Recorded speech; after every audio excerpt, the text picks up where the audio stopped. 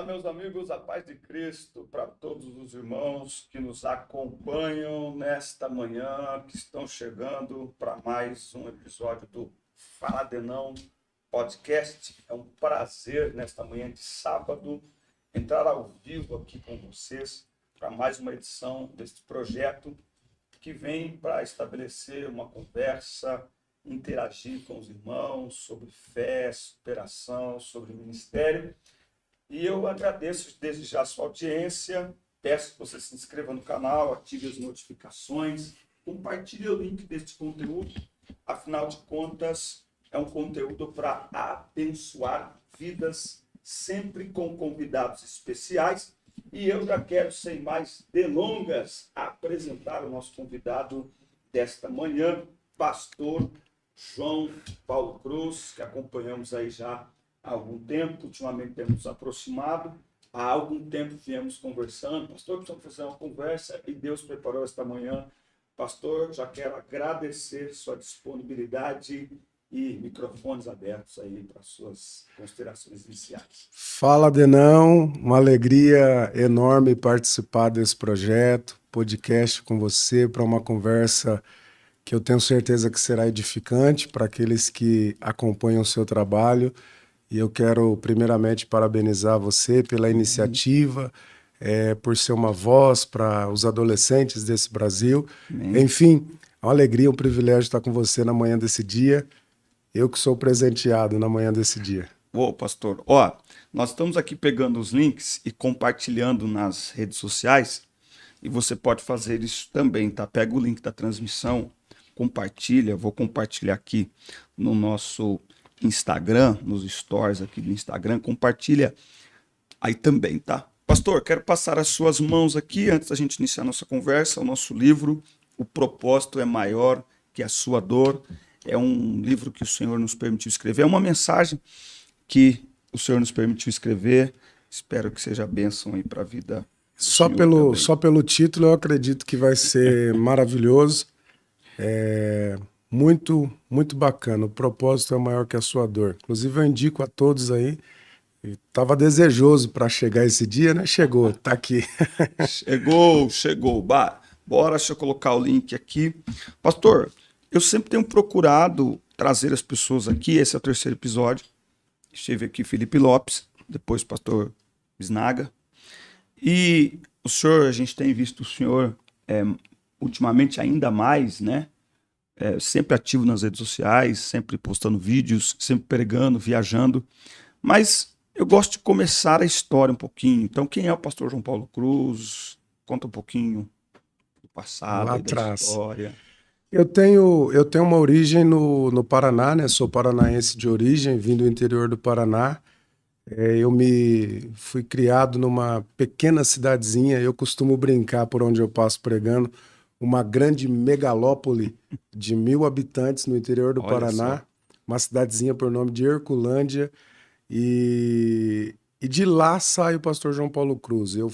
Trabalhei desde muito cedo na lavoura, meus pais trabalhavam no arroz. Então, com 13 anos de idade, o Senhor me tira do Paraná e me traz para a Americana, aonde eu comecei a viver todo um processo de mudanças radicais, né? Mas só para entender, família crente? A minha mãe, sim, uma mulher crente de oração, criou os filhos na igreja, mas meu pai, depois até vou falar um pouquinho mais à frente, meu pai acabou recebendo a Jesus o ano passado. Olha só. Naquele processo pandêmico, a minha mãe ficou muito mal, e através de uma cura que o Senhor desenvolveu na vida da minha mãe, meu pai recebeu a Jesus como Salvador, e eu tive a alegria de batizar o meu pai. Rapaz. Foi um privilégio. Eles moram lá? Moram lá no Paraná, Que até legal. hoje. Então a gente veio para a Americana e todo aquele processo de mudança, cultura, cidade maior. E aqui em Americana eu comecei a vivenciar essa questão de um despertamento para o ministério, né? Aos 15 anos de idade, o Senhor Jesus me chamou, aí eu já estava em Americana, e aí vivi todo esse processo ministerial em Americana, fui gerado para o ministério na igreja de Americana, com o saudoso pastor Antônio Munhoz. Fui consagrado pastor muito cedo, comecei a pastorear com 22 para 23 anos de idade, tive experiência na obra missionária, enfim. Então, aí começou toda a minha história na igreja de Americana. Mas a minha origem é do Paraná, sou paranaense do pé vermelho. Bênção do céu. Deixa eu só atualizar o link aqui, que a gente mandou um link que não era o link. É aqui assim, irmão. Quem sabe faz ao vivo. A gente está aprendendo, é meu terceiro podcast. A gente está aprendendo e vamos embora. Muito bem, pastor. Deixa eu só pegar aqui a minha... A gente fica meio perdido às vezes nessas partes, né? Tá. E quando que começa? Lá na sua juventude, já havia sinalizações de ministério no sentido de pastorear, no sentido de pregar? Eu tive uma experiência que, assim, a minha mãe é uma mulher de oração, uma mulher guerreira da fé, e a vida inteira, desde criança, minha mãe falava, você vai ser pastor. Desde o ventre, Deus me prometeu, você vai ser pastor. E eu, quando criança, gostava muito dessa ideia, o terninho, tal. Mas quando cheguei na adolescência, entra aquela fase de rebeldia. E quando minha mãe falava na adolescência que eu seria pastor, eu me irritava, dizia assim, não, isso não é possível. E eu me lembro que um dia eu cheguei até o ponto de pecar contra Deus e contra minha mãe, porque ela me disse assim, vou comprar um terno bem bonito para você e para a igreja. E eu disse para ela assim, ó, enquanto eu mandar na minha vida, eu não uso terno. Talvez quando eu morrer, a senhora pode colocar o terno que a senhora quiser no dia do meu velório, mas enquanto eu estiver vivo, eu não uso terno. Parece que Deus ouviu aquele negócio. Ele escuta essas coisas. E aí a mudança começou a acontecer. Mas eu acho bacana a maneira com que Deus usou para fazer uma transformação na minha vida. Eu tinha muitos amigos, e eu vim do Paraná, aquela cultura do paranaense, de sertanejo. Eu tinha muitos amigos aqui em São Paulo e eles gostavam de rock. E aí o pessoal queria montar uma banda de rock. Eles queriam ser roqueiro. E um dia eles chegaram para mim, e eu sempre fui muito comunicativo, muito alegre, eles chegaram para mim e disseram assim, João, tem todos os instrumentos prontos para a banda, só não tem baterista. E você é crente, vai lá na igreja, por que você não aprende bateria? E aí você vai ser o baterista da nossa banda. Quer dizer, aprende bateria na igreja para tocar na banda de rock. Vai vendo a ideia. Hein? E aí eu, na época, imagina, ingênuo, 15 anos de idade, falei, gostei desse negócio, na igreja tem bateria. Cheguei pro pastor, falei, pastor, só que eu não contei toda a história para ele, né? Falei, pastor, eu precisava aprender bateria para mim, eu queria tocar alguma coisa, né? E o pastor falou assim, não, eu até aceito, só que você tá vindo na igreja só de domingo. Para você tocar bateria na igreja, você não pode faltar culto.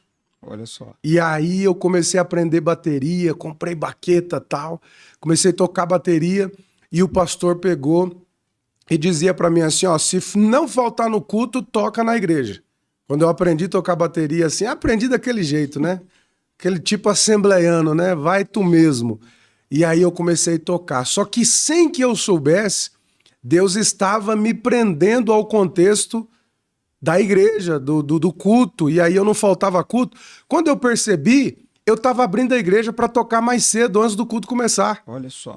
E aí aquela ideia de tocar no rock foi caindo fora, e eu comecei a gostar de tocar na igreja. Até um dia que eu estava numa vigília, e o rapaz que estava pregando, ele tinha dom de profecia, começou a revelar a vida de todo mundo.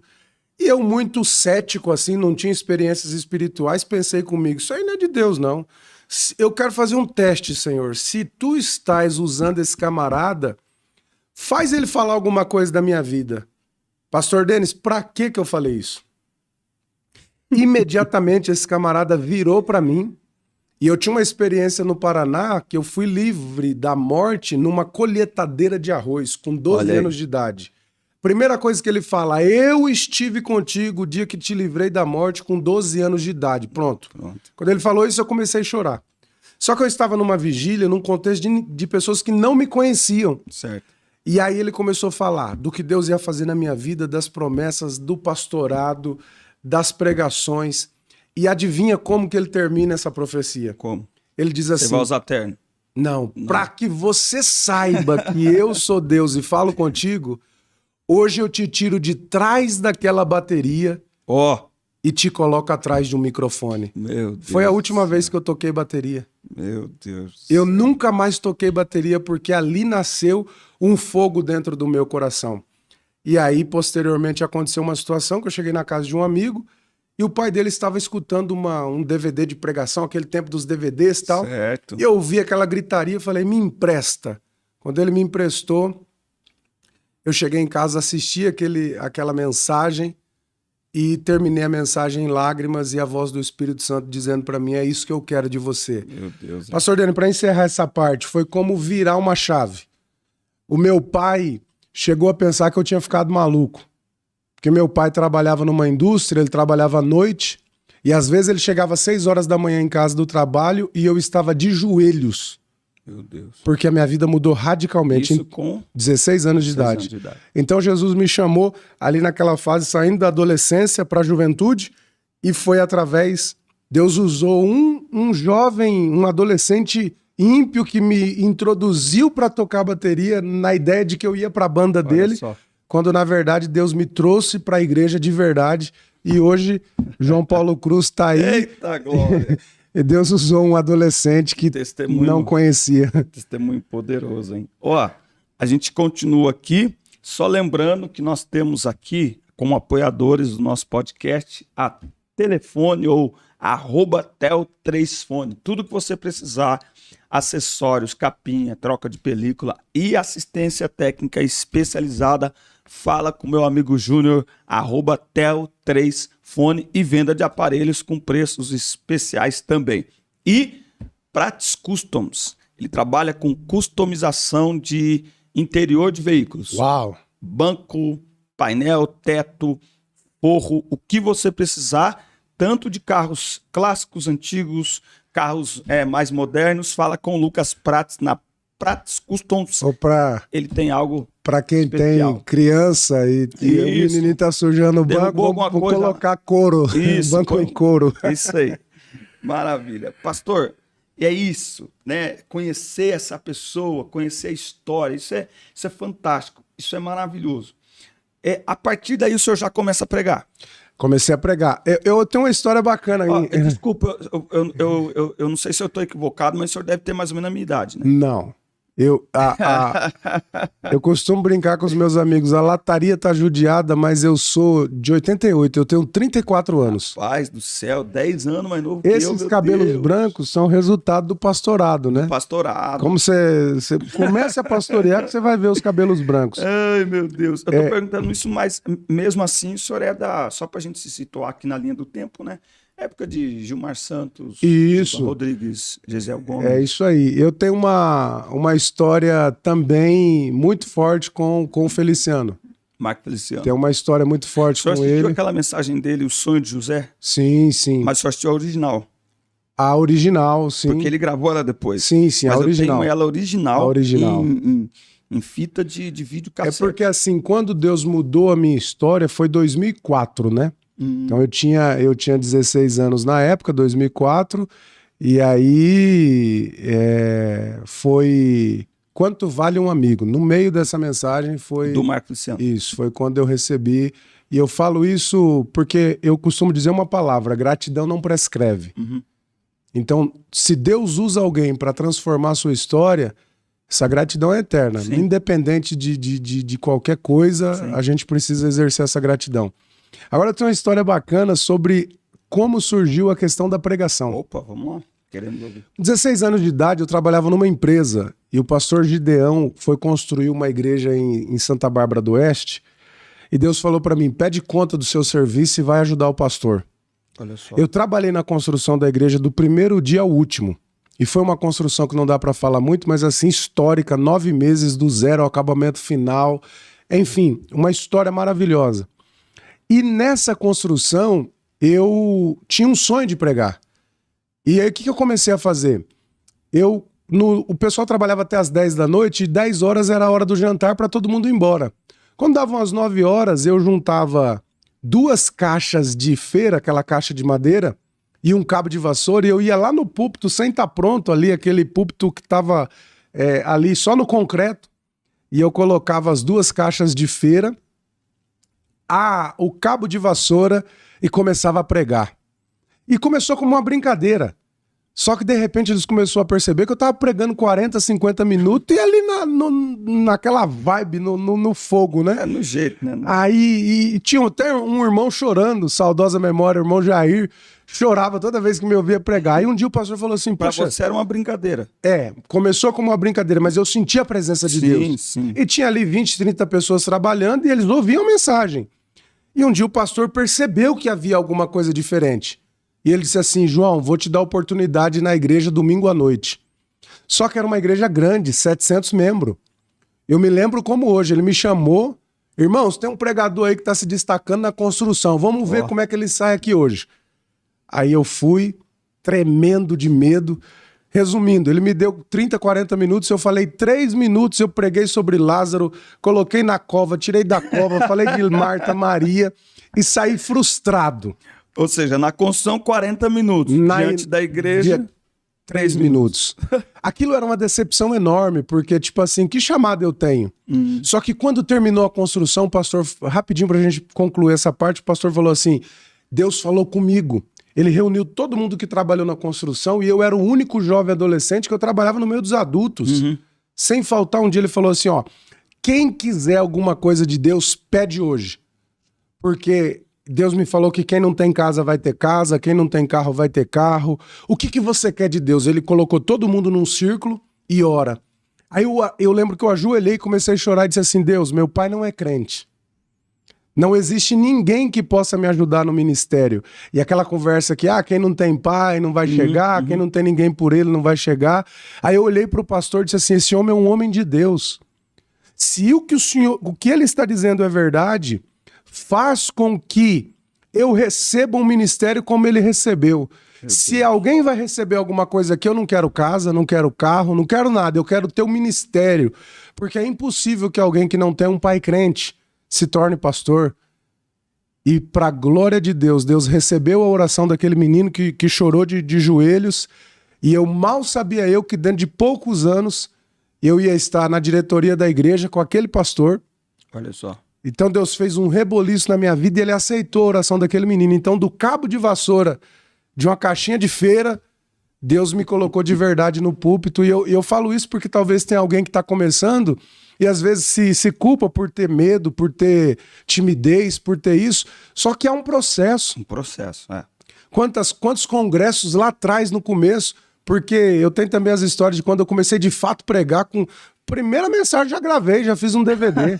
Eu não tinha juízo nenhum, mas uma fé enorme. Vou vender.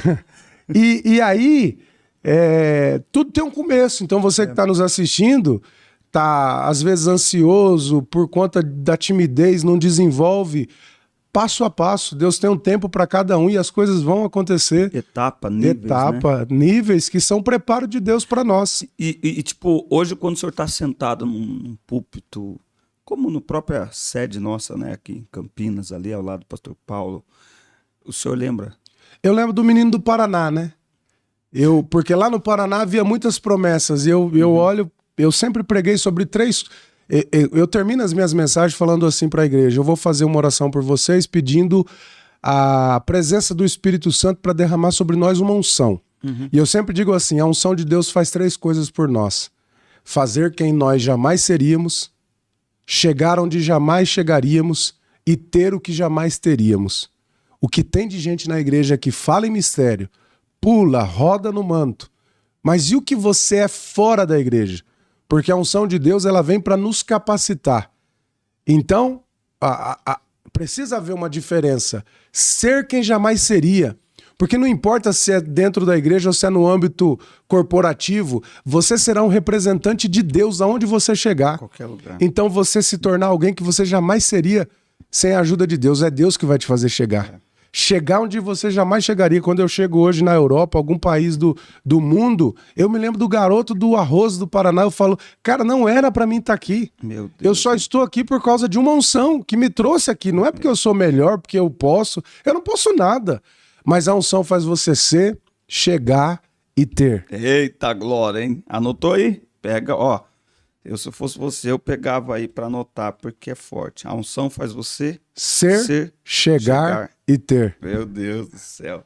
Ó, nos acompanhando aqui, aqui direto, irmã Sueli dos Santos, pastor Diogo Torres, não sei se o senhor conhece. Amigão, gente boa demais, de Sumaré. Pode trazer ele aqui, não pode? Pode trazer. O Diogo uma pessoa que às vezes eu vejo ali a rede social dele e eu, como pastor, muitos anos pastoreando, às vezes eu tenho um sentimento, eu tenho que fazer mais pelo Diogo. O Diogo é um cara crente, um cara dedicado e aproveitando o Diogo, eu vou dizer algo que é muito importante para quem está nos ouvindo. Eu tinha um pastor que dizia assim, a questão não é talento, a questão é oportunidade. Tem muita gente boa sem oportunidade. Tem. Então o que faz a diferença muitas vezes não é o talento, é a oportunidade. Porque nem sempre quem tem a oportunidade tem o talento. Então tem uma galera aí no anonimato que poderia estar galgando níveis maiores e às vezes você vê uma pessoa que está aí na fama, descompromissado com família, descompromissado com a moral. E eu sempre digo, Deus, a questão é a oportunidade. Só que tem um probleminha. Foi Jesus que disse assim para Pedro, eu edificarei a minha igreja, as portas do inferno não prevalecerão contra ela, só que ele diz assim, eis que eu te dou a chave do reino dos céus, o que você ligar tá ligado, a administração do sagrado está com os homens. Quem dá a oportunidade, alguém diz assim, mas eu vou vencer só com a ajuda de Deus. Infelizmente não é verdade. Não funciona. Deus colocou o ministério na mão dos homens, e os homens precisarão reconhecer. E às vezes existem pessoas que estão sofrendo com essa questão do reconhecimento. E como que a gente faz, já que o senhor entrou nesse assunto? Por quê? Por exemplo, eu fui para o presbitério agora, dia 10 de julho do ano passado. E é muito comum a gente escutar pessoas falando assim, mas você ainda é diácono? Quando eu fui para o presbitério, eu cheguei em casa e peguei as 2 credenciais. A do menino de 14 anos, lá em Piracicaba, quando eu fui como cooperador pelo pastor Irineu. Que legal, você foi de Piracicaba. Isso, na verdade eu vim de lá. De lá. Meus irmãos moram lá, eu prego direto na igreja lá da onde que eu legal. vim. Esses dias eu preguei no Congresso dos Adolescentes. Uma honra, hein? Olha como que Deus trabalha. Eu preguei no Congresso de Adolescentes lá e eu terminei a mensagem, o tema era Escolhidos. Eu terminei a mensagem contando a minha linha do tempo. Eu falei para eles, eu saí daqui, tá vendo ali, ó? Aí eu apontei os meus amigos daquela época que estão lá na igreja hoje. Que legal. Alguns obreiros, pastores, a secretária da igreja. Tá vendo essa turma aqui? Na idade de vocês, nós estava tudo aqui. Que Foi legal. aqui que Deus me batizou com o Espírito Santo. Foi aqui que eu conheci a minha esposa. Que legal. Eu fui contando. Aí ontem eu estava em casa, a irmã que lidera os adolescentes na igreja, que hoje é uma congregação, mas quando eu estava lá era sede, no Jardim das Flores, me chamou para pregar lá no congresso deles agora em junho. Que legal. No lugar onde eu preguei no primeiro congresso de crianças, eu cheguei para pregar, nunca vou esquecer, Isaías 43, inspirado pelo Gilmar Santos, abri o texto. Meu Deus. E na hora que eu dei o ronco, operando Deus, quem impedirá? Quando eu fiz esse rá, a luz do bairro apagou inteira. A igreja ficou aquele breu. E eu com o microfone na mão, não tinha o que fazer. Aí Jesus começou a batizar a criançada com o Espírito Santo. Que legal. Eu vou voltar nessa igreja. Que bacana. Agora. Então, eu estou dizendo isso para dizer o seguinte, o senhor entrou numa questão aí ministerial muito importante. Muita gente tem chamada, né? Na verdade, todo crente tem, né? Ninguém foi chamado para ser um prego, ser um objeto. Somos chamados para produzir no reino. Como lidar com isso? Como esperar esse tempo? O primeiro ponto é escolher os caminhos certos, né? Porque muita gente também tem o talento, mas às vezes desenvolve uma postura errada. E o ministério é muito sensível. Os pastores são muito sensíveis a observar a questão, se a pessoa está alinhada com a visão e tudo mais. Eu me lembro que eu era cooperador por 8 anos, 6 anos, e quando eu fui consagrado ao presbitério, na verdade eu ia para o diaconato. E aí eu comecei a orar, falei assim, eu já sou diácono. E eu tinha convicção da minha chamada, eu já sou diácono. E eu me lembro que eu comecei a orar de madrugada dizendo, Deus, muda o coração do pastor. E um dia ele me chamou na sede e disse assim, ó, pensando bem, aí ele passou o corretivo assim no xizinho lá do diácono e falou, você vai pro presbitério. Então eu não fui diácono, eu fui pro presbitério e 1 ano depois eu fui evangelista e 1 ano depois eu fui a pastor. Então a minha história eu acho bonito, bacana, mas eu sei que não é a realidade de todos. E não significa, regra, né? E não significa que as pessoas que não estão nessa condição não tenham chamada de Deus. Sim. Paulo, quando escreve a primeira carta a Timóteo, ele começa falando para Timóteo, no capítulo 1, sobre aqueles que desenvolveram naufrágio na fé. Uhum. E se você ler o contexto, porque eles rejeitaram a paternidade espiritual, porque Paulo apresenta Timóteo como filho, a você, meu amado filho na fé, alguém que foi gerado nas entranhas do ministério. Só que a grande questão é, tudo bem, Timóteo é filho na fé de Paulo, mas como eu vou ser filho de alguém que não quer ser meu pai? Porque a paternidade é assim, algum filho foi gerado pela vontade dele? Não, o filho é gerado pela vontade dos pais, ainda que involuntário, foi um acidente, mas você consentiu naquilo. Então, como que eu vou ser filho de alguém que não quer ser meu pai? Eu costumo dizer que hoje temos muito Timóteo para pouco Paulo. Então tem muita gente sem pai, porque uma coisa é ter pastor, outra coisa é ter um pai. Se você vê a maioria dos escândalos que tem aí, eu não vou citar nome, mas a maioria dos pregadores que caíram foram pregadores que não tiveram paz na fé. Opa, tá esquentando o podcast. Vou dizer uma outra coisa. Tem uma pessoa que eu gosto muito, não vou citar o nome, ele passou por muitas polêmicas na vida. Polêmicas, não pecados morais, mas polêmicas. Tipo assim, falou uma palavra que ficou mal encaixada, se envolveu numa briga ali que não era para ter se envolvido. Mas quando você olha lá atrás, foi perseguido porque ficou famoso e era diácono. O ministério lutou. Então, tipo assim, ninguém aceitou ser pai desse camarada. Então ele cresceu sem pai. E aí quando chega no auge de uma fama, sem uma liderança por trás, ele vai errar. Então, mas o quanto disso, já que a gente sabe que mais ou menos funciona assim, não é interessante a pessoa ser inteligente e procurar, de repente, se movimentar para debaixo de uma paternidade? Aí que eu vou chegar. Sabedoria. Que eu vou chegar. Porque se você percebeu que você precisa dessa paternidade, eu vou dar o meu exemplo. Eu congregava numa congregação de Americana, não tinha contato com o pastor Munhoz, mas eu orava a Deus, Senhor, me dá o privilégio de ser amigo do pastor Munhoz. E aí foram alguns caminhos que Deus fez para você entender. O pastor Munhoz jubilou.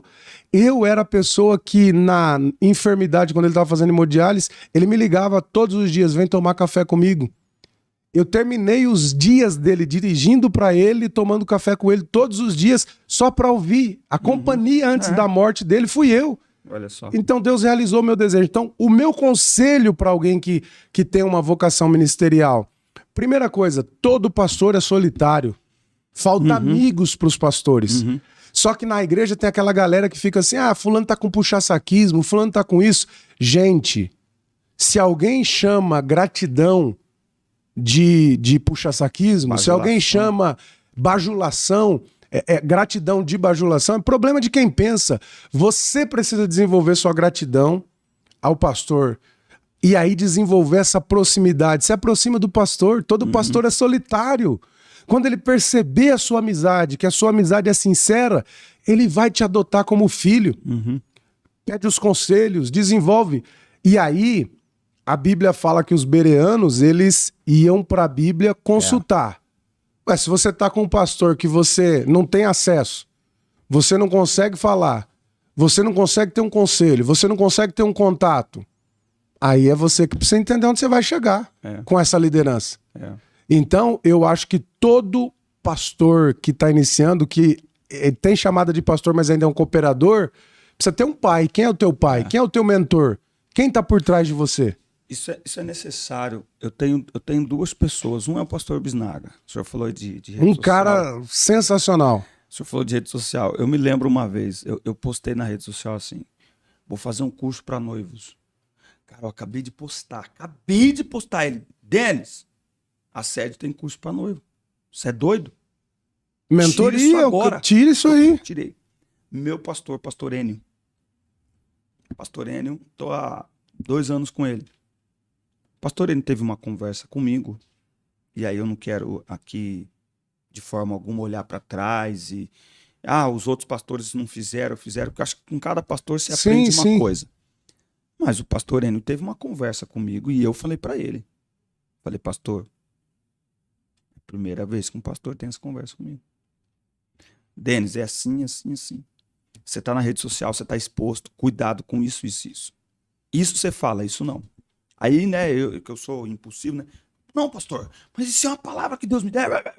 Denis, ministério funciona assim. É isso aí. Se você não quiser, beleza. Eu tô te falando como funciona. Se você concorda ou não é outra coisa. Entendeu? Mas não é maravilhoso estar debaixo da liderança?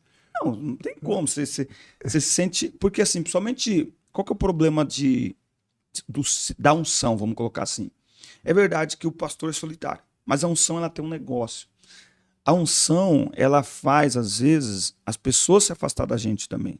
Claro. As pessoas olham pra gente sim, e acho que às vezes, não sei se o senhor vive isso, às vezes a pessoa fala assim, você prega em igreja pequena? As pessoas acham que porque você é usado por Deus, as pessoas têm essa imagem que eles já vão se... que às vezes a gente é. E por isso que eu falo que às vezes você tem que ser inteligente pra meio devagarinho se colocar. E tem aquela questão, quando eu falei de solitário, talvez não usei a palavra correta, porque assim, ele está cercado de muitas pessoas. Pastor Bisnaga está assistindo a gente aqui, mandando a paz do Senhor. Um abraço, pastor Bisnaga. O senhor é top. Um abraço. Felipe Lopes está nos assistindo. Felipe Lopes, aí é porção dobrada, né? Lopes pai, Lopes filho. Então só pra gente... Mansuelen Jussara está aqui, Mansara Edvânia, que está num grupo de pregadores nossos, está nos assistindo aqui também. O Arley Assis está aqui também. E Tiago está aqui também, mandando a paz do Senhor. Gente, um abraço. Senhor. Obrigado pela audiência aí. Então, ele está cercado de muitas pessoas, mas ele está procurando o Timóteo. Ele quer o Timóteo. O Timóteo é o que aprende, né? É o que aprende, o que é discípulo, o que está junto, o que está perto. E eu, quando fui pastor, pastoreei quase 10 anos, eu procurava o João Paulo Cruz no meio da mocidade. Quem é aquele cara que eu fui para os meus pastores? Mas aí eu vou te provocar. Tem uma coisa que está me incomodando. Mas antes de eu fazer essa provocação, eu vou escrever aqui porque você falou algo aí e eu quero pegar aquilo ali que o senhor falou. Tem uma meninada, escândalos e tal. E ultimamente eu tenho visto isso. A primeira coisa que eu olho para alguém que estoura na rede social é: quem é o pastor? Quem é o pastor? Quem está por trás? Certo? Então, porque assim, nossa, mas a pessoa postou um clipe aqui no YouTube, deu 1 milhão de visualização. Eu não sei se é porque, embora eu nunca pastorei uma igreja, mas com o tempo você vai adquirindo uma visão mais pastoral. Eu não olho para 1 milhão de visualização. Eu olho o seguinte: quem é o pastor? Por quê? Parece que para alguns, até comentei aqui com o Felipe Lopes, parece que algumas gravadoras se tornaram igrejas. Então, tipo assim, congrega onde? Não, é da Todá. Não, irmão, congrega onde? Toma ceia onde? Toma ceia onde? Quem é o pastor? E aí você tem uma turma bem jovem, principalmente ultimamente, não sei se o senhor percebeu. Dá um medo terrível. Bem jovem, com 13, 14 anos, com uma voz bonita que explode em 30 dias, sai do anonimato e chega lá em cima, mas apenas como uma visão empresarial e de negócios. Só que, irmão, isso aqui é ambiente espiritual. Lá na frente a gente vê os escândalos porque não houve uma base. Não houve raiz. Não houve raiz. Esses dias eu estava ouvindo a Gabriela Rocha, aquele hino, a sua voz me atraiu. Isso, que ela lançou agora. Cara, eu chorei tanto. Adivinha qual foi a oração que eu fiz quando eu comecei a chorar? Senhor, guarda essa moça. Sim. Guarda a unção dessa moça. Sim. Para que ela continue abençoando pessoas, porque dá medo, a gente tá vendo tanta coisa. Mas eu diria que entre todos estes que saíram de programas e tal, a Gabriela é a única, hein? Tá aí há mais de 10 anos. Há mais de 10 anos. E continua, né? Continua naquela graça, naquela unção. O que eu tenho assustado é uma meninada muito boa, amém.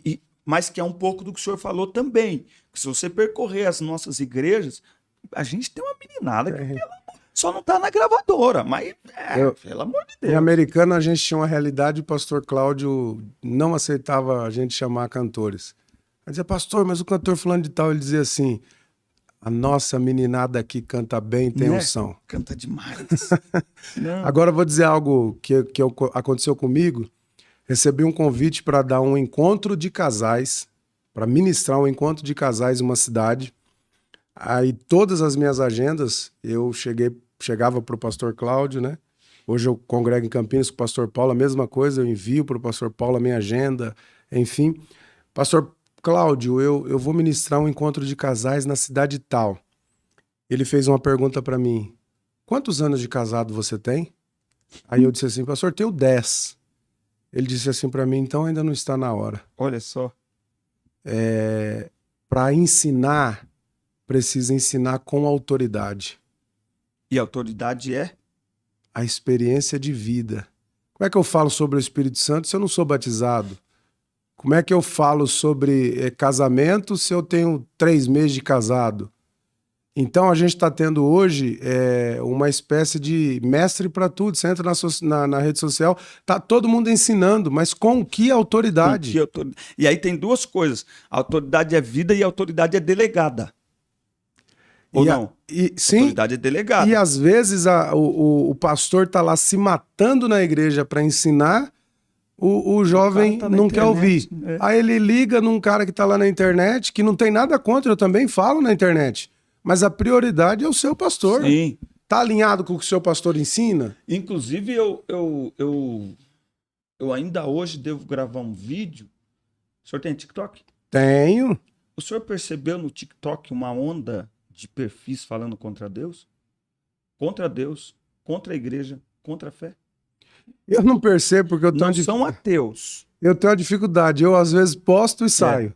Não, eu também. Mas, ultimamente, eu tenho olhado isso. Jovens, muito bem articulados, palavrinhas fáceis, não são ateus. Eles são contra Deus. Então, eles estão lá falando contra a Bíblia. Não, porque Deus é ruim. Se Deus fosse bom, não deixava acontecer. Papapá. E essa semana, inclusive, escutando o da Gabriela Rocha, me atraiu ontem. O Espírito Santo falou assim para mim, ó, a presença que você atrai é aquela que você procura. Isso aí. Então tem uma turma que ele tá no TikTok 2, 3 horas escutando isso aí depois fala assim, pastor, perdi a fé. Ué, claro que você perdeu a fé, cara. Você tá escutando gente que não tem nada a ver com Deus. Isso aí. E por que nós temos que estar no TikTok? Opa! Porque um dia um pregador chegou na igreja, estava para pregar também num evento, aí o pregador chegou e falou contra o TikTok. E aí fala, você que fica lá no TikTok, uma rede que só tem porcaria. Na hora, eu comentei com um amigo do lado assim, esse rapaz precisa entender de algoritmo. Isso. Porque o algoritmo entrega o que você procura. Você procura. Para mim não aparece porcaria. Exato. É tipo assim, se ele entendeu, mas só aparece coisa, vamos dizer assim, questões de ordem sensual. Mas o que tá te atraindo? Tá procurando. Então, o problema não tá no TikTok não, amigão. O problema tá no que o algoritmo entendeu que você gosta. Ele tá colocando o que você gosta. Manda o que você procura. Então, eu no TikTok tô recebendo coisa boa. O pastor acabou de citar aqui o exemplo de o que você tá assistindo. Quando você não dá atenção, ele percebeu que você não gosta. Vai aparecer coisa bacana. Cuidado. Pastor, o senhor falou aí do encontro de casais. Eu lembrei de um negócio que há uns 10 anos atrás, um amigo meu viu eu pregando, tal, tinha uma gráfica. Vou te dar um presente. Aí depois de um dia me ligou. Vem aqui que eu tenho um presente. Aí me entregou uma caixinha com 1000 cartões de visitas. 1000 cartões de visita. E eu tinha passado o meu contato para ele. O WhatsApp acho que não estava em alta, nem tinha na época, parece. E eu lembro que eu coloquei como slogan do cartão Ministério Palavra de Fé, Ministério alguma coisa. Eu já tive isso também. Aí eu cheguei na igreja, né, no domingo de manhã, vou mostrar pastor, né? Falei, pastor, presente. Pastor é demais, né? O pastor olhou assim, eu todo empolgado, ele olhou assim. Ô, Denis, ministério? Pastor de pregação. Mas... Alguém pode entender que isso aqui é tipo uma igreja que você está abrindo. E aí? Seu ministério é do Belém, rapaz. Voltei para casa, guardei os cartões. Guardou os cartões. Ficou lá uns 6 meses, joguei fora, não entreguei para ninguém. Então, a gente tem que caminhar debaixo de autoridade. Eu aprendi que a autoridade ela é delegada. Você não pode andar sozinho. Quem anda sozinho pode até explodir, mas é rápido. É igual balão de ensaio, né? Vai acabar em nada. Eu me inspiro em ministérios de pessoas que estão aí, pastor, há 40, 50, 60 anos. Ah, mas não é estourado. Irmão, não tem problema. Ele está lá. E uma das coisas que Jesus nos ensinou é que a autoridade, ela também tem que ser observada a algo, né? Quais são os frutos? Sim. Ah, mas eu vi que o fulano tá lá na rede social. Quais são os frutos? Porque sem frutos, Jesus diz, pelo fruto conhecereis a árvore, né? Então a gente precisa avaliar de que fonte que a gente está se alimentando, né? Maravilha. Gente, nós vamos virar aqui a conversa. A conversa está muito boa. Convidado de alto nível é outro nível, né, irmãos? Nós vamos falar um pouco agora também sobre viagens missionárias, enfim. Só lembrar que no dia 18 de março eu vou estar na livraria Família Cristã, aqui em Campinas. Que legal. Ali na Campos Sales, vai ter um café teológico. Às 10 da manhã, dia 18 de março, tá? Às 10 da manhã, nós estaremos lá ministrando ali uma palavra. Vai ser um encontro. E neste dia, durante esse encontro, os livros, os materiais lá da livraria vão estar com um desconto aí para todos que lá estiverem, vão estar no preço de site, tá bom? Olha só, mais uma vez a nossa gratidão aos nossos parceiros, a Tel 3 Fone, com tudo que você precisa para o seu smartphone, capinha, película,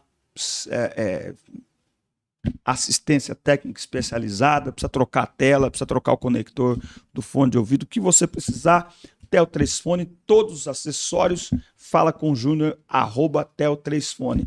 E Prats Customs, tudo que você precisar em customização do estofamento do seu carro. Teto, forro, banco, painel, colocar couro, o que você precisar. Carro antigo, uma Brasília 69 aí que você tiver, carro clássico ou carros modernos, fala com o meu amigo Lucas Prats na Prats Customs.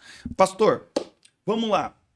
Vamos falar um pouquinho agora sobre a itinerância. Por quê? A gente tem visto as viagens do senhor, mas antes de falar da itinerância, o senhor começou a pregar, depois o senhor foi pastorear a igreja. Comecei a pregar com 16 e depois de alguns anos, já era presbítero, né? O pastor Munhoz me chamou e disse assim, meu filho, você tem que aprender uma coisa. Todo pregador precisa ter experiência pastoral, para ele entender, porque muda a mensagem. Uhum. Quando você nunca pastoreia, no teu caso é diferente porque você está perto dos pastores, está desenvolvendo uma experiência, querendo ou não. Mas a gente percebe que as pessoas que não têm experiência pastoral, ele prega uma mensagem que não coopera com o trabalho do pastor. Uhum. Quantas vezes eu encontrei pregador que a pessoa está lá dando trabalho para o pastor? Isso já aconteceu na igreja que eu era pastor. O pior crente no sentido, não existe pior nem melhor, mas no sentido assim, o camarada que dá mais trabalho para mim, que mais é rebelde, que mais fomenta a contenda na igreja. Aí vem um pregador, chama todo mundo para frente e diz assim, irmã, que a irmãzinha começou a chorar ali, demonstra, Deus está dizendo que é contigo. Aí o pastor fala assim na hora, é contigo como? Então eu tô doido, né? Não é contigo nada, porque vai incitar a pessoa a continuar naquela postura. Isso. Então, é importante para as pessoas que pregam ter uma experiência pastoral. Se não vai pastorear, cola no pastor para pegar os conhecimentos, a experiência. E o pastor Munhoz disse assim para mim assim, se você for só pregador, você vai cuidar da rocinha, ele usou essa expressão, você vai cuidar da rocinha de todo mundo. E quando você ficar velho, quem vai cuidar de você? Uhum. Quando você trabalha com uma igreja, você trabalha na seara. Quando você chegar na idade, alguém vai cuidar de você. Porque ele dizia assim pra mim, ninguém quer pregador velho. Ele falou, mostra aí um pregador velho que tá na mídia. Aí eu disse assim pra ele, pastor, Gilvan tá na mídia. Ele falou, mas só tem ele. Põe 10 aí, velhos famosos. Você não encontra, porque parece que depois de um certo tempo você vai ficando pelo caminho. Então é por isso que a gente percebe que a maioria dos pastores que estouraram no Brasil, depois eles foram pra veia pastoral. Por quê? Eles estão pensando no fim. Como vai ser o fim se eles não tiverem alguém para cuidar deles? Né? Então o pastor Munhoz me chamou para pastorear, mas o pastorado começou assim. Eu trabalhava numa empresa, eu era representante comercial, por gentileza, eu era representante comercial, e nessa representação comercial que eu tinha, que eu trabalhava, um dia eu tive uma visão. Eu, na verdade, estava inquieto com aquela situação e eu tive uma visão. Na visão que eu tinha, pastor Denis, eu entrava dentro da sala do gerente e o gerente estava de costa. E de repente ele abria uma mesa assim, e quando eu entrava ele colocava a mesa, a folha em cima da mesa e dizia assim para mim assim, você assina aqui. Essa foi a visão, assina aqui. Quando chegou de manhã, eu fui chamado para ir na sala do gerente. Falei, poxa vida, eu sonhei hoje, estou chamado. O que vai acontecer? Quando eu entrei, para você que crê em visão, o gerente estava de costa. E ele tira, assim como foi no sonho, o papel, coloca e diz assim, João, você vai ser pastor ou você vai ser representante comercial? E eu disse, por quê? Ele falou, porque ninguém faz as duas coisas bem feito. Olha só. Se você for ser pastor, assina aqui. Se você for ser representante comercial, eu rasgo esse papel. Aí na hora eu tive aquele, e agora? Eu vou ser pastor, falei pra ele. Aí ele falou, então assina aqui, era o papel da minha rescisão. Olha isso. Aí eu, quando rescindi o meu contrato, naquela semana o pastor Munhoz me chamou e falou, preciso te enviar para obra missionária. Você vai? Foi aí que começou a sua Isso, caminhada na questão missionária pastoral. Certo. Você vai? Eu disse vou. E o pastor Munhoz dizia assim, então tudo bem, vamos preparar a tua mudança. Aí eu falei, pastor, vou mudar o mês que vem? Ele falou, não, era uma terça-feira. Ele falou, terça-feira que vem você muda. Meu Deus. Cara, falar para a esposa, para a família e ir embora. Cheguei na obra missionária, eu tinha construído uma história aqui em Americana. Meus móveis não cabiam dentro da casa que alugaram para mim. Uhum. A casa era tão baixinha, quando chegou os guarda-roupa, os armários, não cabia. Eu tive que ficar 2 meses com as coisas jogadas para achar uma casa que coubesse. E aí eu tive uma experiência missionária de 1 ano só. Foi curto. Aonde foi? Piacatu. É no noroeste de São Paulo, uma cidadezinha de 5 mil habitantes. Uhum. Piacatu. Quando eu terminou esse 1 ano, eu volto para Americana e o pastor me dá uma igreja para construir. Até fiz um store ontem dessa igreja.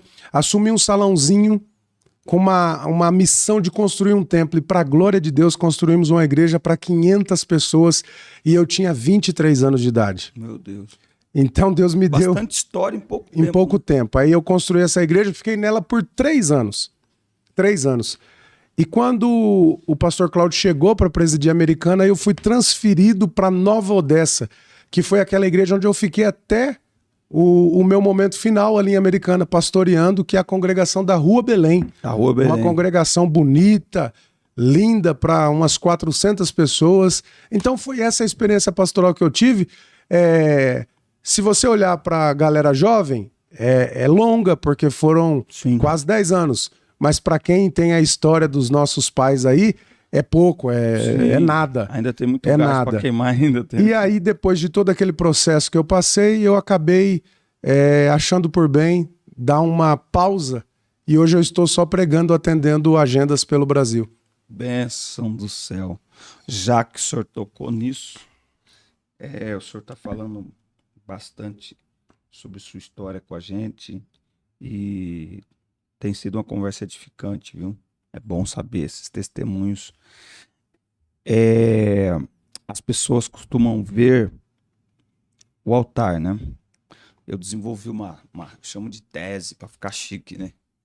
Eu desenvolvi uma tese que o nosso ministério é 80-20. 20% é o que todo mundo vê. 80% é o que ninguém vê, né? 20% é aquilo que todo mundo aplaude.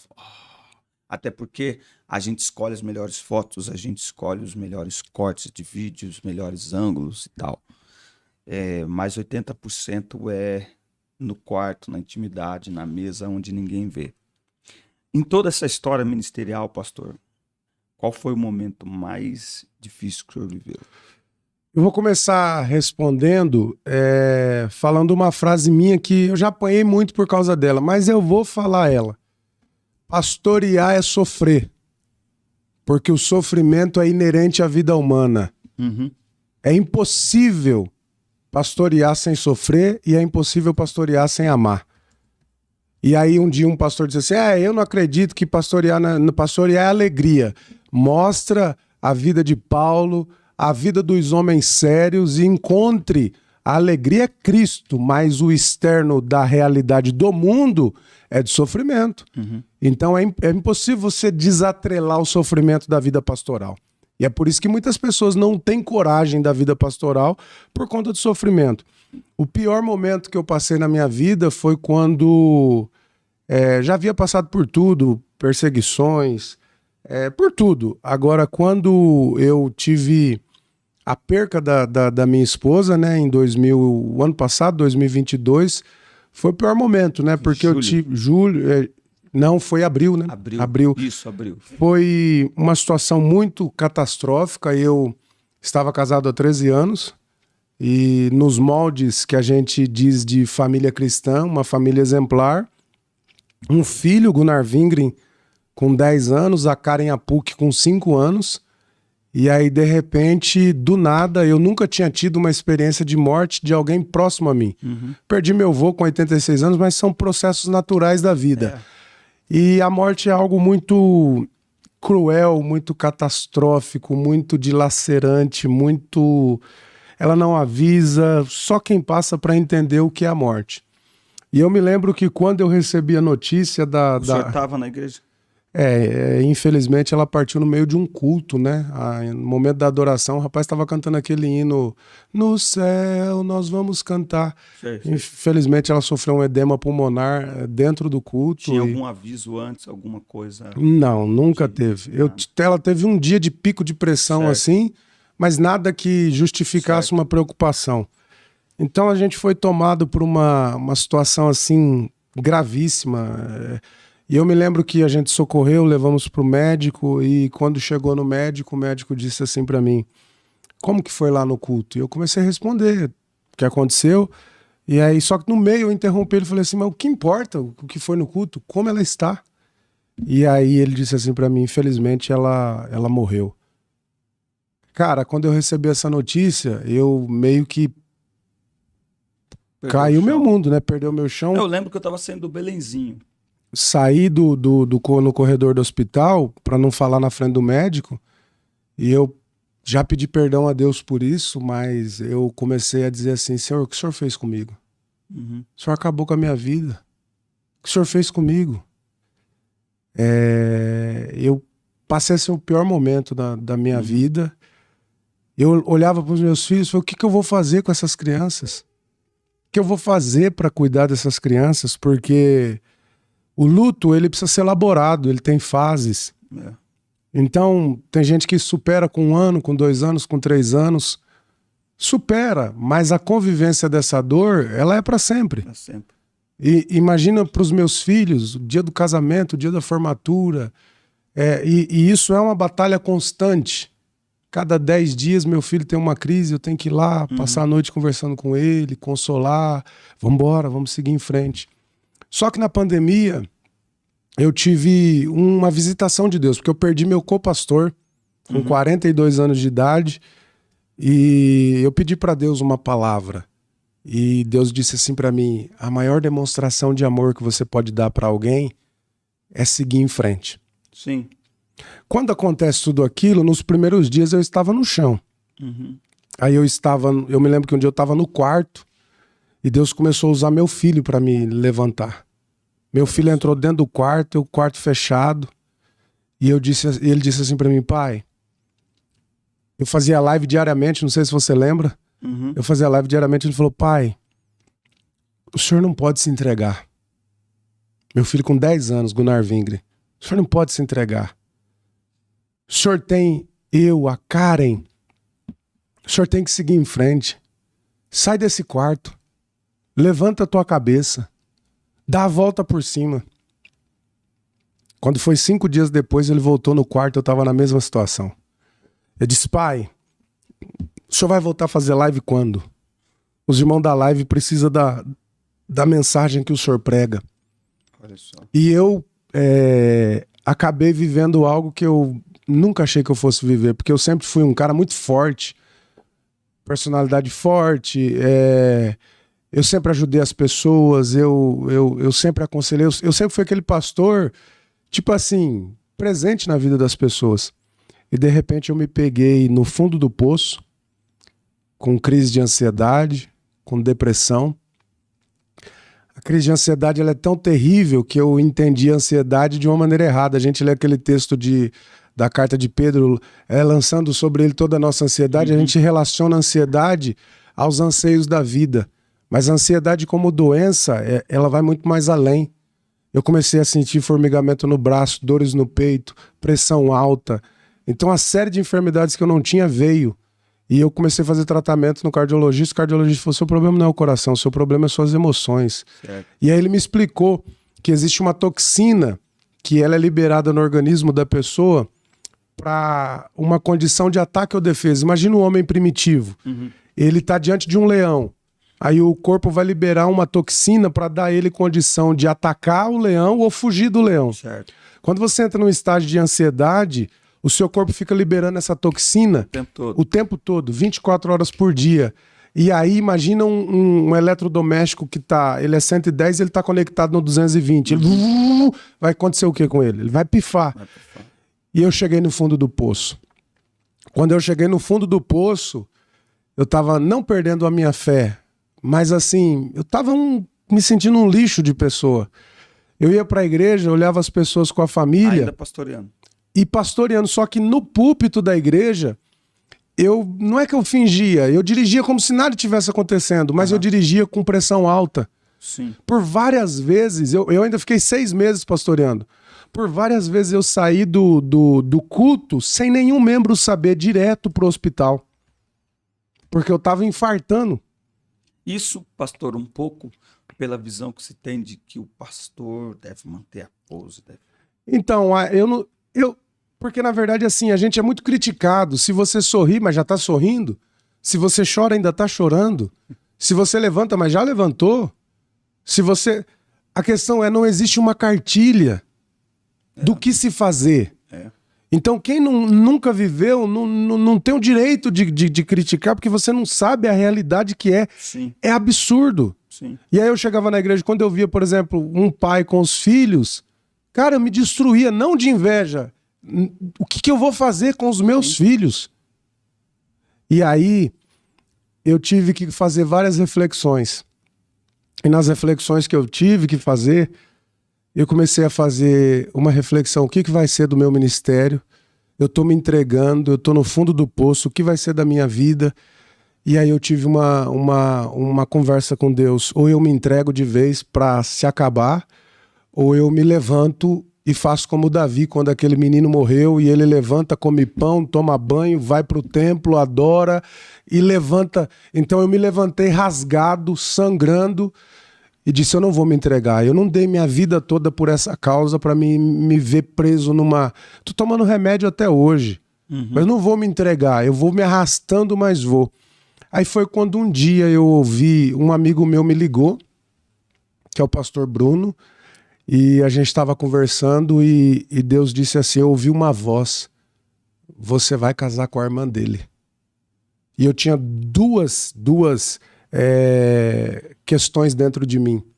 A primeira eu não vou falar, mas a segunda eu sempre dizia assim, eu jamais vou casar com alguém que eu conheça. Para que ninguém diga assim, eu jamais vou casar com alguém que eu conheço. Deus vai ter que me apresentar alguém. E essa pessoa que eu casei eu nunca vi na vida. Eu não seguia na rede social. Eu nunca tinha visto o rosto. Era missionária nos Estados Unidos há 25 anos. Ela saiu daqui com 3 anos de idade. Eu nunca vi ela na minha vida. Eu ouvi uma voz, você vai casar com a irmã dele. Aí eu, por 7 dias, lutei contra essa voz. Falei assim, seriamente, tô abrindo o coração. Tô pecando contra a memória da minha esposa, tô pecando contra os meus filhos. Meu Deus, o que eu tô pensando? Só que aquela voz ficava. Você vai casar com a irmã dele. Aí... No 7º dia eu disse assim, se é de Deus, Senhor, eu passei o dia orando, eu vou fazer uma pergunta para essa moça, vou procurar a rede social dela, vou fazer uma pergunta. Se ela me responder positivamente, eu conto para ela o que o Senhor me falou. Se é coisa da minha cabeça, faz ela responder negativamente. Qual é a pergunta que eu fiz? Seus pais deram a vida para a obra missionária. Mas essa é a obra missionária dos seus pais. Você teria coragem de dar vida por uma outra obra missionária em outro lugar? Porque eu não sou da América. Ela me respondeu sim. Aí eu escrevi aquele texto. Direto, na lata. Há 7 dias atrás eu tive uma voz que me disse, você vai casar com a irmã dele, e a irmã dele é você. O que você tem a me dizer? Sabe o que ela me respondeu? Ela me respondeu assim, há 7 dias o Senhor me visitou. Meu Deus. E ele disse para mim que eu seria sua esposa e que eu deveria ser uma boa mãe para os seus filhos. A gente vai casar. Meu Deus. Isso assim, primeira conversa. Aí eu falei, então quer dizer que a gente tá noivo? Tá noivo. O que eu fiz? Fui pro gabinete do meu pastor. Pastor, tá acontecendo assim, assim, assim. O que você me diz? Ele diz, eu acho que você tem que casar. Tudo que eu fui aconselhado a fazer, aí entra a questão da liderança. Eu não fiz nada sem orientação. Eu fui amparado por um pai. E aí eu fui, ela veio da América, a gente namorou 11 dias. Olha só. E nos casamos. E o que representa a Bianca para mim hoje? A Bianca representa a restauração. Porque Deus me viu no fundo do poço e escolheu ela para cuidar de mim. Então ela que chega na hora de dormir e fala, seu remédio tá aqui. Na hora que eu acordo, seu remédio tá aqui. Eu acordo 5 horas da manhã, falo para a glória de Deus, ela tá de joelho. Pela minha vida, pelos meus filhos, pelo meu ministério. Então Deus colocou alguém do lado que tem sido o amparo para minha caminhada. E aí 90% das pessoas oraram por mim e me abençoaram. 10% das pessoas me arrebentaram. Só que essas pessoas não sabem o que eu passei. Essas pessoas não sabem o que eu estou passando. E para muitas pessoas eu fui tratado como um adúltero. Engraçado que muita gente troca de mulher em vida e ninguém se escandaliza. Larga dessa, pega essa, faz isso, faz aquilo. Eu sou um homem de Deus. Eu fui viúvo por vontade de mim ou por vontade de Deus? E o que eu fiz de errado? Se a Bíblia diz que você tem que ser fiel até a morte. Agora, seguir em frente é não se entregar. Não significa que esqueceu, não significa, significa que você não tem como, né? Não significa que você não respeita o passado, porque quem tem que ajudar os meus filhos sou eu. Sim. Então, tipo assim, o seguir em frente significa assim, ter um propósito. Isso. Propósito é maior que a dor. Você pediu para mim escrever algo para esse livro, eu não tive condições. Sim. Porque eu não estava bem. Sim. Eu não conseguia, eu tentava escrever, não conseguia. Mas por que eu tô aqui hoje falando com você? Mas era para mim estar numa depressão seco, numa cama. E aí, a pergunta que eu faço para mim às vezes é, as pessoas que me criticam, elas queriam eu na cama? Jogado. Destruído? Elas estão incomodadas porque eu estou pregando? Porque eu estou... porque, tipo assim... Porque o meu casamento hoje... Tipo assim, a minha esposa vai levar meus filhos na escola. Às vezes o meu filho chega e coloca lá assim, eu preenchi sobre vocês dois hoje. Tipo assim, a figura nunca vai ser substituída. Sim, não. Jamais. Mas Deus colocou uma amiga do lado dos meus filhos para amá-los. Você tá entendendo? Então é isso que as pessoas, tipo, não querem. Que os meus filhos tenham alguém para cuidar deles. Então... Denis, eu passei a viver um outro lado do ministério que eu nunca tinha vivido. Um intensivão. É uma ingratidão enorme. É tipo assim, eu tô aprendendo com Deus. Eu tinha amigos de uma vida que viraram as costas para mim, como se eu tivesse feito alguma coisa absurda. Foram dores... Assim, eu passei vários processos. Ou seja, além da dor daquilo... Não, Se fosse só aquilo, era mais fácil. Esse não, entorno que aquilo é absurdo. A dor da perda é dilacerante. sim. Mas assim, além de tudo, o diabo achou ocasião no coração de muitas pessoas para bater mais. Por quê? Ele tinha um propósito, que era me destruir. Sim, sim. Só que eu encontrei forças Sim. nos verdadeiros amigos. Deus, primeiramente, os verdadeiros amigos, mas nos meus pastores. Sim. Pastor José Cláudio Munhoz e pastor Paulo Freire. Por que eu estou em Campinas hoje? Por uma vontade de Deus e uma direção dos meus pastores. Aham. Pastor, preciso de um lugar para recomeçar. Um lugar neutro. O pastor falou, é de Deus. E aí entra o pastor Paulo, que sempre foi um pai. Paulo é formidável. Sempre foi um pai.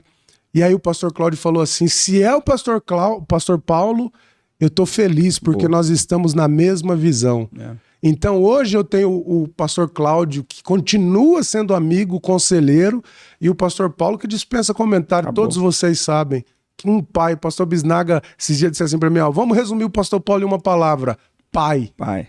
Então, Denis, eu tô aqui hoje por causa disso aqui, cara. Quando você me deu esse livro aqui hoje, eu vi minha história escrita aqui. Eu não sei o que tá escrito aqui ainda, mas a minha vida se resume nisso aqui, ó. E se o senhor ler e o senhor quiser fazer algum acréscimo, ainda dá tempo. Ó, o As próximas propósito edições a gente...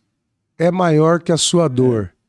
Então, eu tô aqui por causa da ajuda de Deus e pelos meus filhos. Quando eu tomei as minhas decisões, eu não pensei nas pessoas. Eu pensei em Deus, nos meus filhos e no meu ministério. E hoje a minha vida se resume ao quê? Eu já recebi convites para pastorear. Por que eu não aceitei ainda? Porque esse tempo é um tempo de cura. Eu ganhei uma crise de ansiedade, eu ganhei uma série de questões físicas. E esse tempo é um tempo de se reinventar. Sim. E eu tô aí. O que vem pela frente aí? Livro... Tem muita coisa, está saindo um livro Vamos falar um agora. pouquinho das viagens missionárias, a gente chega aí. Isso, vou só citar um livro que é assim, porque aqui a gente já fecha. Eu estou escrevendo um livro que antes de eu ficar viúvo, eu estava já escrevendo um livro. Só que depois eu parei. Esse livro é sobre Jó. Adivinha o tema? Isso de antes, Deus me deu, Deus tomou. Olha isso. Então esse livro vai sair, nesse livro eu vou contar tudo. Essa semana me veio uma pergunta. O senhor lembra antes, algum momento que Deus falou alguma coisa no sentido de, ó, você vai passar por alguma coisa, você vai... Por vários momentos. viver, mas que você nem imaginou que você Nem tava imaginou. parecido. E antes antes de acontecer o falecimento, 5 minutos antes, o rapaz estava cantando, virou para trás e disse assim para mim assim, ó, eu sou aquele que te dou graça. Recebe a minha graça. Logo após essa palavra, ela faleceu. Meu Deus do céu. O que vem pela frente? Ó, Eu- deixa eu só cortar um pouquinho aqui. E Nós já estamos Não, nós estamos perto do fim, mas eu quero agradecer o senhor. Amém. Porque eu lembro que eu estava em São Paulo e a hora que eu saí do Belenzinho, primeira vez que eu preguei lá, a hora que eu saí do Belenzinho, normal, né? Você pegar o celular, que eu abri o Instagram, tomei um susto, falei, louco, falei pra minha esposa, falei, amor. Inconcebível, é uma coisa... E aí, eu quero te agradecer por estar aqui com a gente, por abrir o coração. Vocês viram quem está assistindo. Quem É a vai única depois vez que eu tá falei vendo sobre que, isso. fluiu aqui, o pastor ficou à vontade para falar. E essa é a ideia do podcast, deixar a pessoa à vontade para falar. Obrigado por abrir o coração. Obrigado por mostrar, através do seu testemunho também, a necessidade do pastor se cuidar, né? Porque é fato que o senhor não se entregou, o senhor reuniu um pouquinho de força que o senhor tinha para buscar ajuda, para se colocar debaixo da ajuda. A gente falou de ajuda pastoral, mas pelo que eu percebi, ajuda médica, ajuda profissional. Sim, inclusive eu faço acompanhamento Né? até hoje. Com isso, hoje eu tenho que fazer caminhada, eu corrigi minha alimentação, uma série de coisas. Está saindo um estudo que eu estou preparando agora. Ele é baseado naquela fala de Paulo a Timóteo: tem cuidado de ti mesmo e da doutrina. Nós só cuidamos da doutrina, não cuidamos de nós. Não. Então nós precisamos cuidar da gente também. Primeiro é você, para você estar bem, para cuidar das pessoas. Então, É isso aí. E, tipo assim, eu até me perco aqui, porque é muito complicado, é muito complicado. Só que, assim, para você entender, hoje eu já recebo o testemunho das pessoas que... Sim. Uma outra coisa que as pessoas não sabem é que a maioria das pessoas que passou, que eu conheço que passou pela situação da viuvez, entraram em contato comigo para falar sobre as minhas ações. Um deles me marcou muito. Ele é um rapaz que eu conheço, hoje ele está em Mato Grosso, se eu não me engano, e ele ficou viúvo há 8 anos atrás. Uhum. A esposa dele faleceu com 26 anos de um AVC. E aí ele me ligou dizendo assim, chorando, falou assim, João, parabéns, cara. Você tem pastor, você tomou a decisão correta. Se você casa com 1 ano, vão te criticar, com 5 anos vão te criticar, só que tem um detalhe. Eu tô há 8 anos arrebentado. Uhum. Eu nunca consegui ser feliz. Eu já conheci 3 pessoas, eu nunca fui aconselhado sobre o que fazer. Uhum. Eu tô destruído, eu nunca mais soube o que é amar e o que é ser feliz. Eu tô há 8 anos destruído, porque eu não tive um pastor para me auxiliar nas minhas decisões. Então, tipo assim, eu tô seguro do que o que eu fiz na direção de Deus e sob a orientação dos meus pastores. E é por isso que eu estou de pé, pela orientação de Deus e dos meus pastores. É isso aí. Então, Denis, obrigado, viu? Obrigado por estar aqui. Eu admiro muito você. Eu conheci você através de um adolescente, líder de adolescente. É mesmo? Pastor, o senhor conhece o Denão? E aí, eu conheci você. Nós estamos aí. Ó, eu vou colocar o celular numa live no Instagram ali, para terminar aqui o nosso trabalho. Já estamos na reta final. Agradecer o pessoal que está nos acompanhando aqui no YouTube. E tem África agora. Pela frente, viagens missionárias. O senhor já fazia viagem missionária antes? Sempre. Fez missões. E aí eu percebi que com a Bianca, o que a gente percebeu é o seguinte: vocês vieram no... Talvez é isso que está assustando algumas pessoas, me permita. E é o gás dela, vocês vieram é o desejo dela. Vocês vieram no... Porque assim, ó, as pessoas, pastor, algumas pessoas pensam o seguinte: ou você fica parado, isolado, ou então você vai meio devagarinho. O senhor tá no gás. Porque eu te disse que não há uma cartilha. Né? Por exemplo, alguém diz assim, mas você casou e postou foto. Chefe, vou dizer algo pra você. Imagina assim comigo. Eu me casei com uma moça que aceitou se casar comigo sem ter festa, sem ter nada. E ela tem os sonhos de menina, de moça, vamos dizer assim. E tudo bem que há o meu passado, mas eu não tenho o direito de dar a ela o direito de, por exemplo, postar uma foto. Então, se alguém vê uma foto, poderia ser 1000. Mas a gente, às 999, a gente deixa quieto em respeito às pessoas. Mas eu não posso impedir essa uma. Porque essa uma é um direito nosso. Então, hoje, viagem missionária para a África. Nós fizemos uma viagem missionária para o Acre. Eu fui secretário de missões muitos anos e eu não tenho mais aspiração nenhuma a isso. A minha aspiração é o quê? Fazer o que eu gosto. Dar um abraço numa criança que está lá na África sofrendo. Dar um abraço num missionário que está sofrendo. A gente foi para o Acre, a gente levou cestas básicas para as pessoas. A gente levou roupas para as pessoas. Então isso está no meu sangue. E agora eu estou indo para a África para levar Bíblias, porque o meu cunhado disse para mim assim, eu fui para a África e o menino levantou para dar uma palavra com uma folha de uma Bíblia. E quando ele voltou, caiu aquele fogo na igreja. Quando ele voltou, ele pediu para o meu cunhado, posso ver a sua Bíblia? E ele pegou a Bíblia do meu cunhado, cheirou, porque ele não tem Bíblia. E o meu cunhado já levou 1000 Bíblias para a África. E a carência é enorme, porque não há publicações lá. E aí eu disse assim, eu também quero levar Bíblias. Como que é essa viagem? Fala um pouco. E aí a gente vai para Moçambique, mais precisamente para Beira, e eu tô arrecadando Bíblias.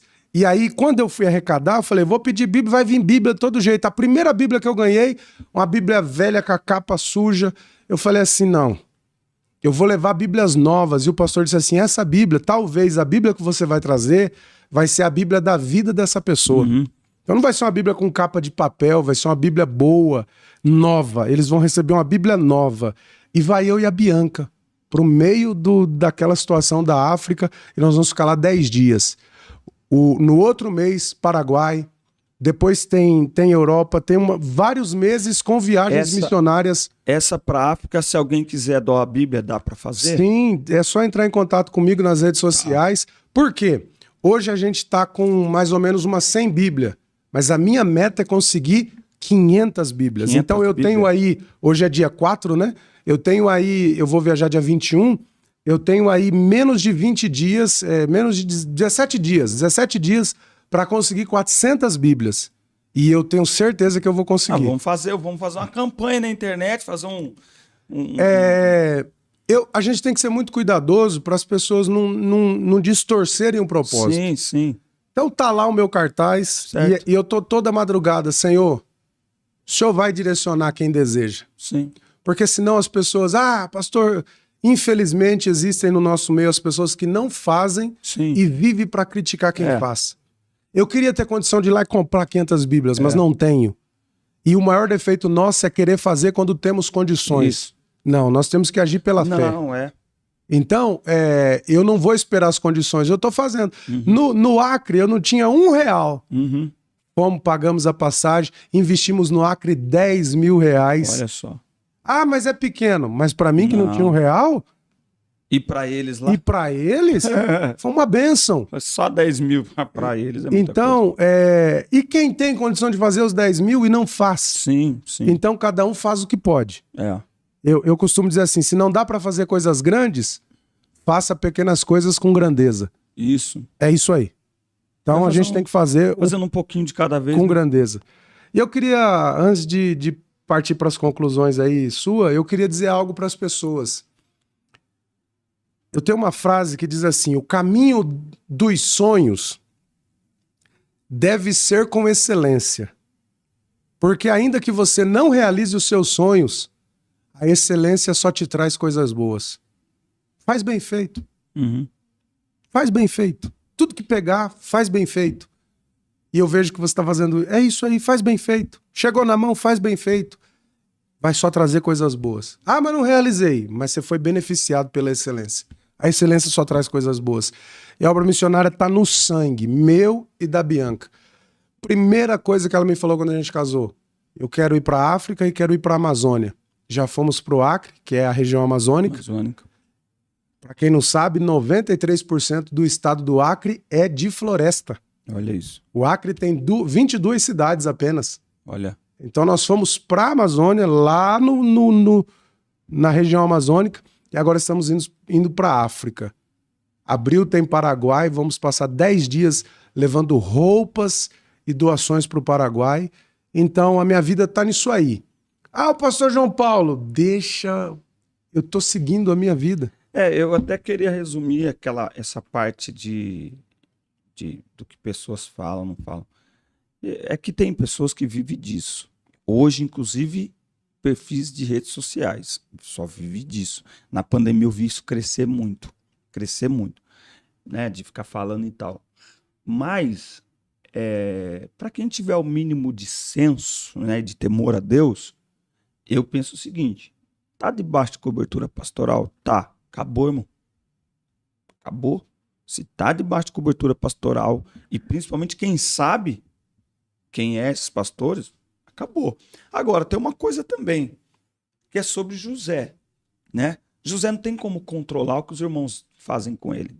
Ele só segue em frente. E a Bíblia diz, é linda, a Bíblia diz, ele vai parar na casa de Potifar, tudo que ele põe a mão, Deus abençoa. Essa frase é espetacular. Ele vai para a cadeia, tudo que ele põe a mão, Deus abençoa. E é isso que irrita os outros. E aí as pessoas não vão perceber que os inimigos não são inimigos. Não. Eles são empurradores, que vão nos empurrar ao propósito de Deus. E não existe propósito sem processo. Não. E dependendo do propósito que você quer viver, vai demandar os processos que você vai passar. O processo é proporcional... Proporcional ao propósito. Então está sendo muito amassado pra cá, né? Tipo assim, você quer alguma coisa? E outra coisa, Denis, todo cantor um dia vai ter que viver o que ele canta. E todo pregador vai ter que viver um dia o que ele prega. Você prega que tem que superar a dor, Deus vai fazer um dia que você vai superar a dor. A mensagem que eu mais preguei na minha vida sobre Jó. É a mensagem que marcou meu ministério, que me abriu portas para o Brasil todo. Por isso que ela ia se tornar o livro já nessa visão, que é a gratidão por essa mensagem. E a mensagem que eu mais preguei foi a mensagem que Deus me fez viver. Eu me lembro da Shirley quando ela gravou aquele Como Davi, eu quero adorar.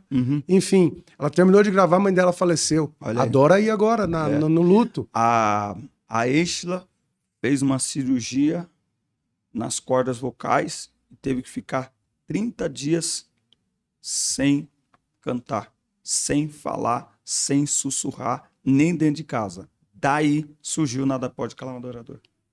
E depois... Ela escreve Nada Pode Calar...